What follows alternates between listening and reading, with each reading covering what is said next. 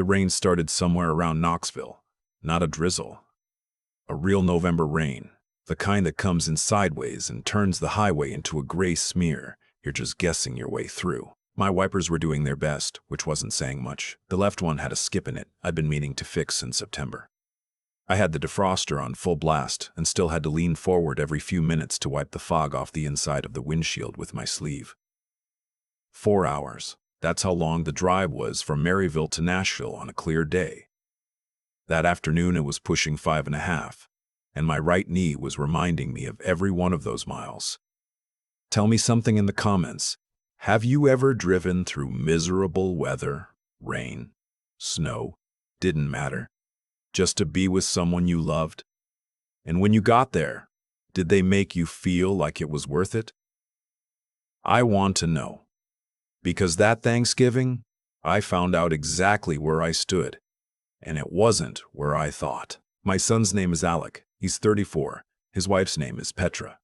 They've been married 6 years, and they live in a nice part of Nashville in a house that has one of those big farmhouse sinks in the kitchen, and a soaking tub in the master bath, and a driveway that fits 3 cars comfortably. I know all this because I helped them with the down payment.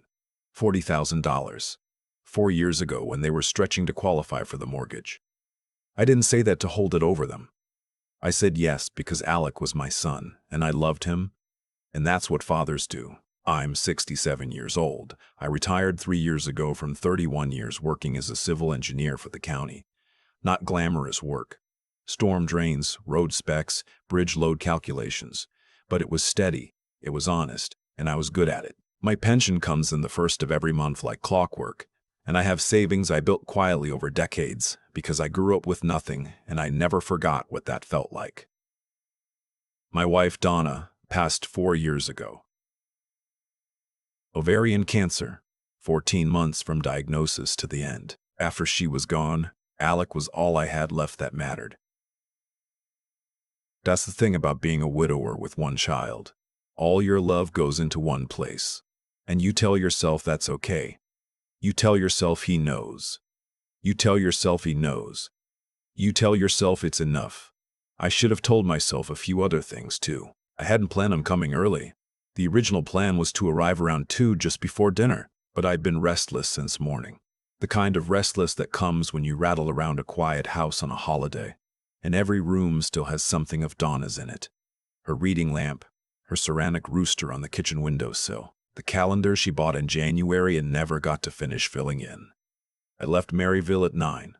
I figured I'd stop somewhere along the way, get coffee, kill some time, arrive when I said I would. But the coffee stop got skipped because of the rain, and I drove straight through without thinking, and by 12:15 I was pulling onto their street. Their cars were both in the driveway. The lights were on in the front room. I could see the flicker of the television through the curtain. I parked along the curb rather than blocking them in. My knee had stiffened up during the drive, and I had to sit for a moment before I could open the door. Just breathe through it, the way the doctor told me. Then I got out, grabbed the bag with the wine and the pie I'd picked up from a bakery in Cookeville, and I walked up toward the house. The front door was unlocked. It was always unlocked when they knew someone was coming, so I didn't knock. I just turned the handle and stepped into the entryway. That's when I heard them. The kitchen was at the back of the house, maybe 40 feet from where I was standing. The door between the front hall and the living room was half open, and through it I could hear their voices clearly. They didn't know the front door had a quiet latch. They didn't know I was there. Alec was the one talking. He's going to want to sit at the table and talk about Donna again, he said. I can't do another 3 hours of that. Petra said something I couldn't make out. I know, Alec said, but it's every single time, and now he's going to be here all day. Then Petra's voice came through clearer. We just have to get through it. Smile, eat, let him do his thing, and then Monday we call Walter. Walter. I stood very still in that entryway, holding a bottle of Bordeaux and a pumpkin pie from a bakery in Cookeville, and I waited. You really think he'll go for it? Alec said. He trusts you completely, Petra said. That's the whole point. He doesn't look at statements. He doesn't understand half of what he signed when we did the estate stuff. If you explain it like you're doing him a favor, Simplifying things, consolidating. He'll sign whatever Walter puts in front of him. Silence. We're not doing anything wrong, Petra said. It's going to be his money eventually anyway. We're just restructuring the timeline. Restructuring the timeline, Alec repeated. He laughed. It was a short laugh, not a happy one. Yeah, okay. And when your aunt calls again, Petra said, don't tell her anything. She's already asking too many questions. The less she knows, the better. I stood there long enough that my knee started to ache again. The pie box was getting heavy. The wine bottle was cold through the paper bag. I thought about Donna. I thought about the way she used to look at Alec when he was small, like he was the most remarkable thing she'd ever seen. I thought about what she would have said if she could have heard this conversation. Then I thought, she doesn't have to know. But I do, and now I have to decide what to do with it. I set the bag down quietly on the entryway table. I went back out the front door, pulled it shut behind me, and walked to my truck. I sat there in the rain for 11 minutes. I know because I watched the clock on the dashboard. Then I got out, picked up the bag again, and knocked on the door. Petra answered. She had an apron on and flour on her forearm, and she smiled wide when she saw me. Frank, she said. She always called me Frank. She stepped back to let me in. You're early. We weren't expecting you until 2. Roads were clearer than I thought, I said. Alec came out of the kitchen a moment later, wiping his hands on a dish towel. He looked like his mother around the eyes. He always had. Hey, Dad. He hugged me. I hugged him back. My arms knew exactly how to do it. We ate. The turkey was good. Petra had made a green bean casserole the way Donna used to, and for a moment that was almost more than I could handle. But I got through it. Alec poured wine and we talked about his job, a software project he was managing, and a trip they were thinking about taking to Portugal in the spring. He asked me how the knee was holding up. I said it was fine. The whole meal I watched them, not in a way they noticed. I've been watching people in meetings for 30 years, planning boards, county commissioners, contractors trying to lowball a bid. You learn to listen without appearing to listen. You learn to store information without reacting to it. After dinner, we sat in the living room. Alec had put a fire on, and the rain was still hitting the windows, and in different circumstances it would have been a perfect November evening. Dad, Alec said, setting down his coffee mug. I've been thinking about bringing up something. A financial thing. I know the timing is maybe not ideal, but there's no perfect time, right? There it was. Sure, I said. What's on your mind? He leaned forward. Petra was sitting very still. So, you know how your accounts are kind of spread out. Your pension, the IRA, the savings from when you sold Mom's car and stuff. It's just a lot to keep track of at your age. And I've been talking to a guy, a financial advisor named Walter, who does a lot of work with retirees. And he thinks there's a real opportunity to consolidate everything into one managed account, simplify your estate planning, and honestly just make things easier for you. He said it like he'd rehearsed it, which he had. I nodded slowly. Walter? I said. Yeah. Walter Briscoe. He's really sharp, Dad. I trust him. And this would simplify things. Exactly. Just cleaner. Easier for you to track. I looked at the fire for a moment. Then I looked at my son. Alec, I said, I want to show you something. I reached into the inside pocket of my jacket. The same jacket I'd worn for the drive down. The old one with the broken zipper on the left cuff. And I took out 2 folded pieces of paper.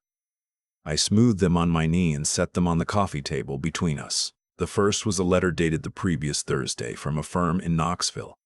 The second was a signed copy of an amendment to my existing trust documents. Alec picked up the letter and started reading. I watched his face. The firm in Knoxville was Siebert, O'Coffer & Dunn. I'd been working with them for 2 years, since before Donna passed, on what had started as routine estate planning and had gradually become something more specific as I got older and started paying attention to certain things. Small things, at first. Questions about money that came at odd times. Comments about my portfolio from Alec that he couldn't have known about unless he'd been looking. A Christmas gift 2 years ago, a subscription to a financial app I hadn't asked for, that happened to aggregate all linked accounts in one place. I don't say I knew. I didn't know, but I'm an engineer. I observe, I calculate, and when the load numbers stop adding up, I don't ignore them. I call a structural review. The letter was from my attorney, a woman named Renata. No, not her name. I won't use her name here. She values her privacy. But it confirmed that the trust amendment I'd signed the previous week had formally removed Alec as the sole beneficiary and executor of my estate. In his place, there were now 3 equal beneficiaries: a charitable endowment in Donna's name through the local hospital system where she'd been treated, my younger sister in Chattanooga, who Petra had mentioned on that recording I hadn't planned to make, but did, and a fund held in trust until my death for any grandchildren I might yet have. Irrevocable trust. Signed, witnessed, filed. The second document was a summary of a conversation my attorney had with a colleague about Walter Briscoe, specifically about a complaint filed 18 months ago with the Tennessee Department of Commerce and Insurance, listing Briscoe's advisory license as under review for undisclosed conflicts of interest. Alec put the paper down. He didn't say anything. Petra leaned over and read over his shoulder.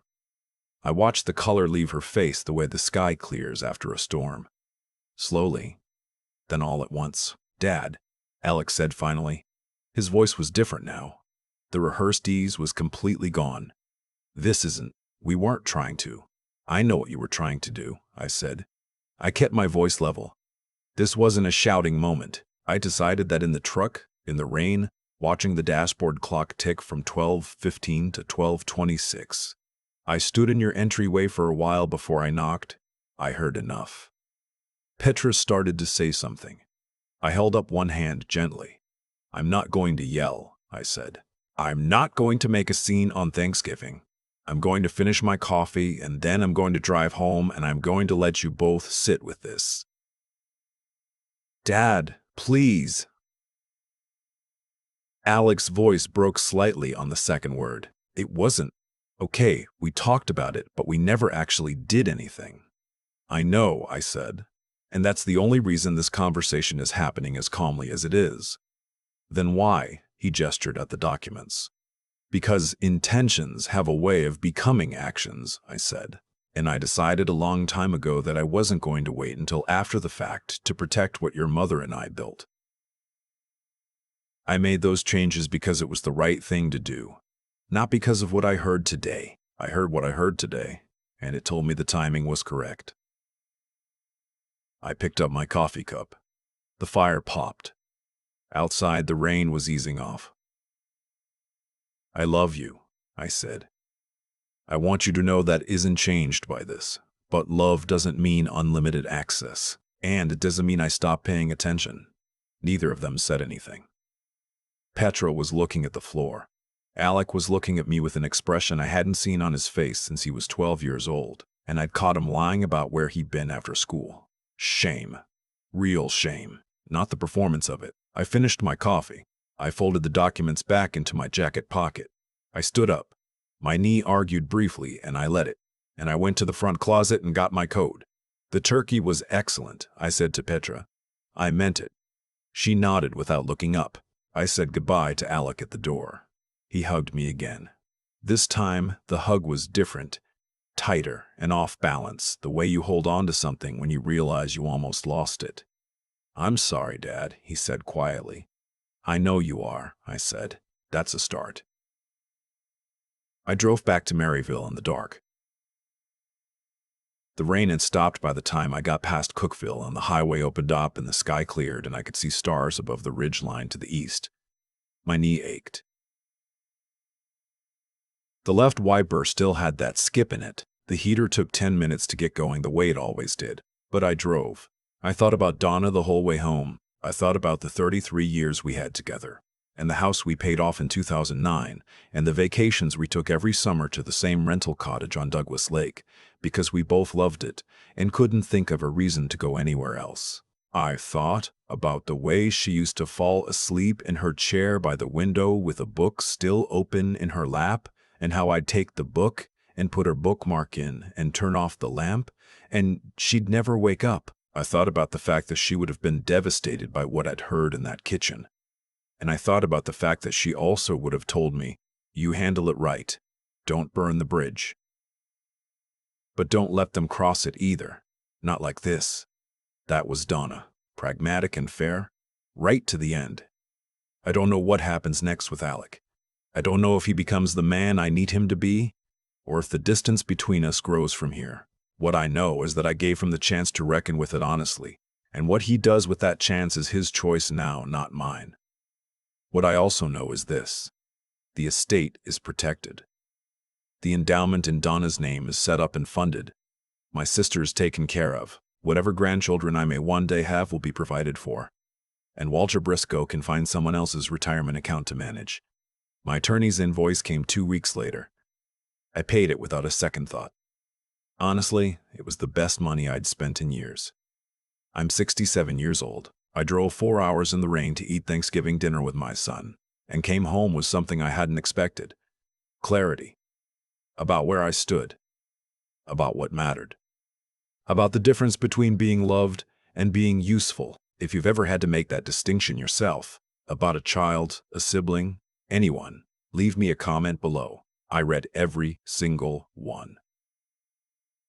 And if no one in your life has said it to you today, you are more than what you can provide. Don't let anyone make you forget that.